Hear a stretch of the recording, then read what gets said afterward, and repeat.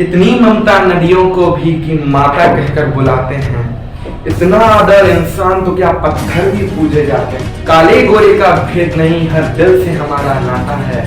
कुछ और ना आता हो हमको, हमें प्यार निभाना आता है। जीते हो किसी ने देश तो क्या हमने तो दिलों को जीता है। जहाँ राम अभी तक है नर में और नारी में सीता है। 30 वर्ष का ज्योति पुंज था, ज्ञान पुष्प का सूरज कुंज था। मस्तक पे अरड़ंगो रेखा, चकित रह गया जिसने देखा। शब्द सुदर्शन धारी था वो, देवदूत अवतारी था वो।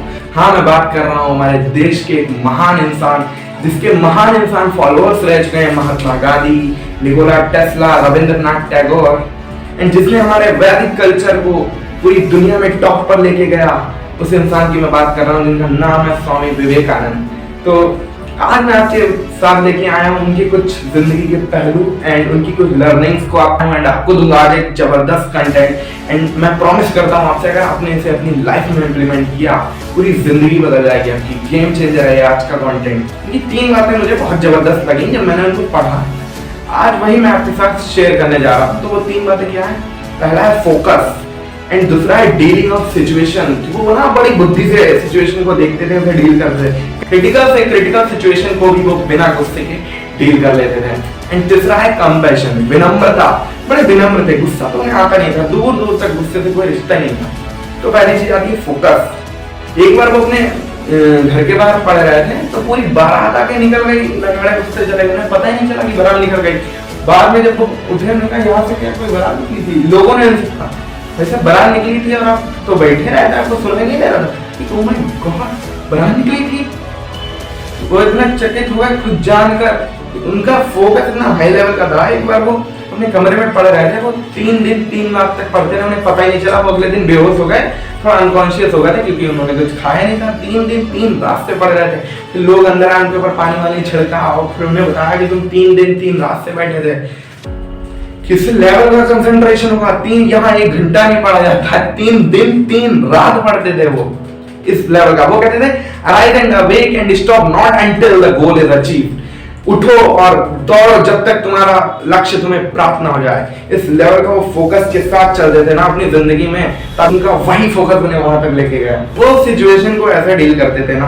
आज आपको थोड़ी हंसी भी आएगी तो मैं बताता हूँ। एक बार उनके जो गुरु थे रामकृष्ण परमहंस, उन्होंने अपने सभी शिष्यों से कहा कि तुमको ना 1 मुट्ठी चावल लेके आना है एंड तब लाना जब कोई तुम्हें देख ना रहा हो।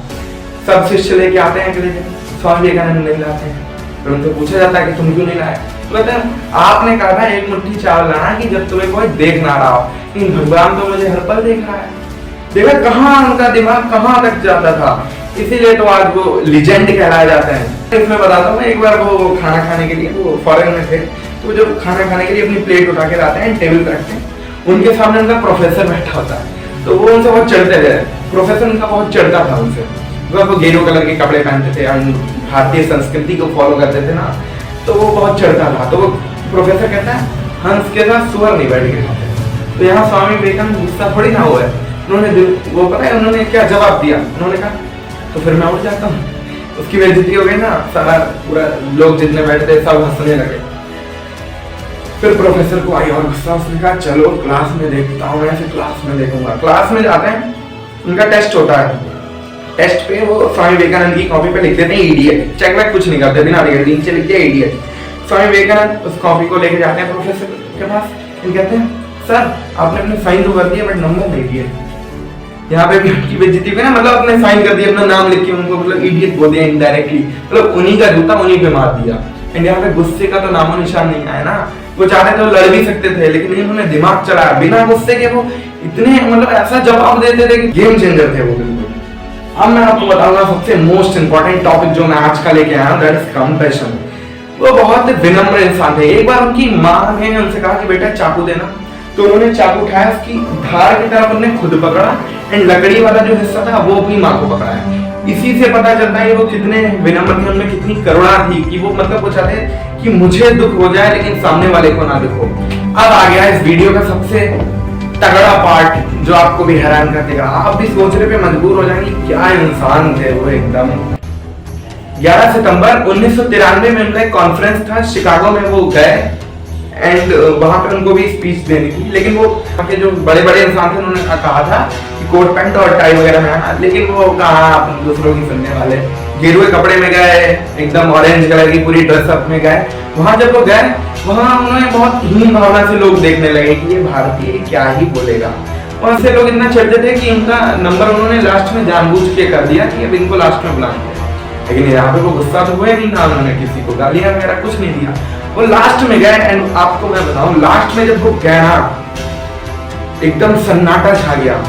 फिर जो उन्होंने 5 शब्द बोले, 7000 की पूरी भीड़ उठ गई और तालियों की गड़गड़ाहट मान, इतना कॉन्फिडेंस आता है ना उनकी कहानी को पढ़ के। आप भी पढ़िएगा, उन्होंने कई किताबें लिखी, जन्म योग, कर्म योग, राजयोग, मेडिटेशन के ऊपर उन्होंने भगवत गीता पढ़ी एंड उसको भी एक अपनी बुक में लिखा उन्होंने। तो अब come back to the topic. तो जब वो स्टेज पे गए, सन्नाटा छा गया, बोले नहीं कुछ, तो लोग सोचते रहे बोल तो नहीं रहे स्वामी जी, कब बोलेंगे। थोड़ी देर बाद तो 5 शब्द उन्होंने जो बोले, जिसने 7000 की भीड़ को उठा दिया। तो 5 शब्द क्या थे, ध्यान से सुनिएगा। Brothers and sisters of America. 7000 की भीड़ उठ गई और एकदम तालियां तालियां तालियां तालियां बजने लगी। उनके शब्दों से पता लग रहा है कि वो कितने विनम्र इंसान थे। वो हर एक लोगों को अपना परिवार ही मानते थे, पूरी दुनिया को परिवार मानते थे। वरना यूरोप में उनसे उन लोगों का क्या रिश्ता था, ना खून का, ना भाव का, ना विचारों का, ना वेशभूषा का। फिर भी वो उन्हें अपना मानकर, उन्होंने बल्कि इतना सुनाया, स्वामी विवेकानंद को उनको बेइज्जत किया, उनके हीन भावना से देखते थे, फिर भी उनके मन में गुस्सा नहीं आया। फिर भी उन्होंने विनम्र होकर बोला brothers and sisters of America.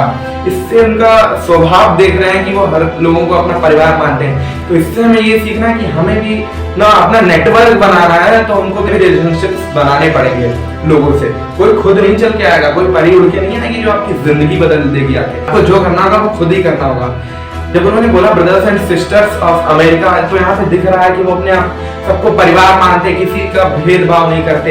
ये वो भी बता रहे हैं कि हमारे भारतीय लोग हैं वो किसी का भी भेद नहीं करते हैं, काले गोरे, वो चमड़ी से नहीं किसी को जज करते कि कोई जो काला है वो बेकार है, जो गोरा है वो बेकार है। काले गोरे का भेद नहीं, हर दिल से हमारा नाता है।